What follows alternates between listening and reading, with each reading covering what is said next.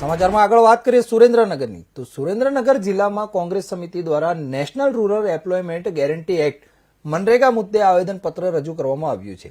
સમિતિએ VBG Ramji act 2025ના નવા નિયમોનો કડક વિરોધ કર્યો છે અને આ કારણે નરેગાની મૂળ ભાવના અને ગામડાઓના મજૂરોના હકો ખંડિત થવાના આક્ષેપ કર્યા છે. કોંગ્રેસે જણાવ્યું કે કામનો અધિકાર રાઇટ ટુ વર્ક જોખમમાં પડી રહ્યો છે અને નવી ડિજિટલ અને જટિલ પ્રક્રિયાથી મજૂરોને મોટી મુશ્કેલીનો સામનો કરવો પડી શકે છે. તેમજ સ્થળાંતર વધવાની ભીતિ અને ખાસ કરીને મહિલાઓ અને ગ્રામ્ય ગરીબો પર નકારાત્મક અસર થવાની ચિંતા વ્યક્ત કરી છે.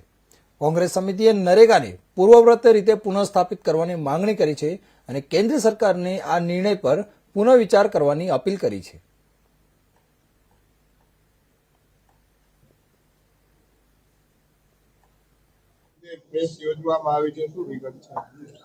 કોંગ્રેસની યુપીએ સરકાર દ્વારા 2005ની અંદર જેને આપણે નરેગાથી સામાન્ય રીતે ઓળખી છે મનરેગા નામનો કાયદો બનાવી દેશના ગરીબ લોકોને રોજગારી આપવાનો અધિકાર, રોજગારી આપવાની ખાતરી આપતો અધિકાર આપતો કાયદો બનાવવામાં આવ્યો હતો.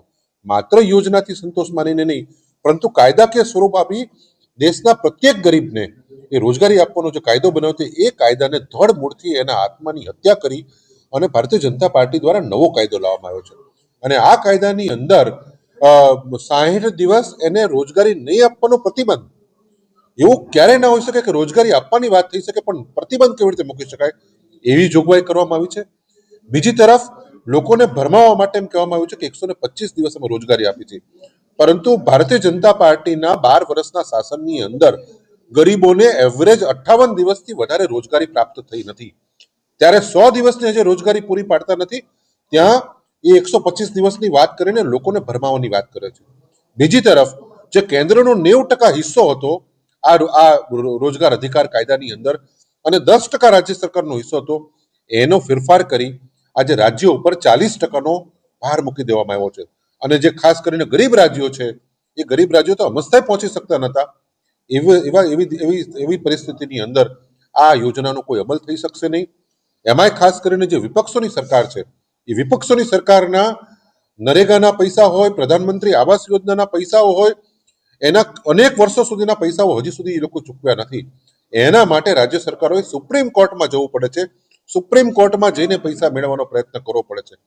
ત્યારે 40%નો વધારાનો બોજો નાખી એક રીતે આ મનરેગાને, જેની સાથે પૂજ્ય મહાત્મા ગાંધીનું નામ જોડાયેલું છે, એ પૂજ્ય મહાત્મા ગાંધીજીનું નામ હટાવી અને કાયદાના આત્માની હત્યા કરવામાં આવી છે.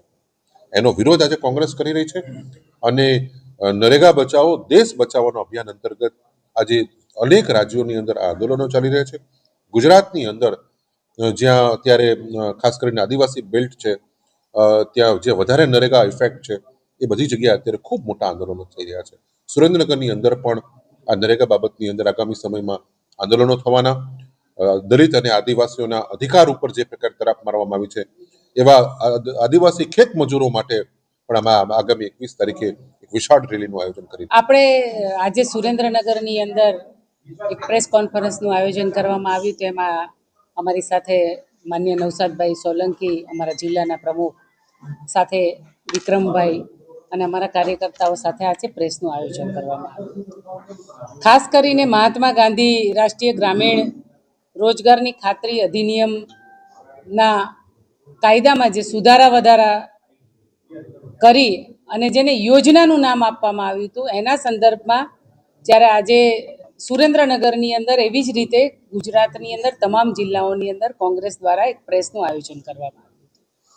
ખાસ કરીને સીધી રીતે લોકોને સમજાય એવી રીતે આ ભારતીય જનતા પાર્ટી રોજગારીની મોટી મોટી જ્યારે વાતો કરીને સત્તા પર આવતી હતી, 2 લાખ રોજગાર આપવાની વાત હતી, 4 લાખ રોજગારી આપવાની વાત કરતી હતી, એના બદલીમાં નિત નવા કતકડાઓ ઘડીને રોજગારી કઈ રીતે ખતમ થાય રાજ્ય અને દેશની અંદર એવા કાવતરાઓ ઘડી રહી છે. અને સીધી રીતે છેવાડાના ગામડાનો ગરીબમાં ગરીબ વ્યક્તિ જે આ ગ્રામીણ રોજગારનો લાભ લેતો હતો એ મને એવું લાગે છે કે હવે રોજગારી ખતમ થવાના આરે થઈ ગઈ છે.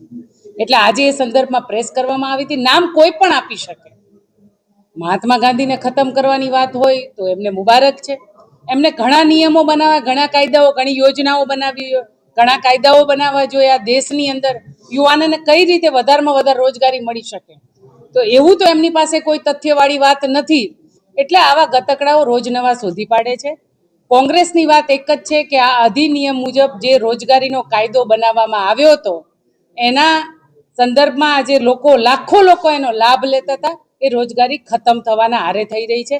ત્યારે કોંગ્રેસે આ દેશની અંદર આંદોલનની તૈયારી કરી લીધી છે. શું રહેશે આંદોલન આગામી તમારું?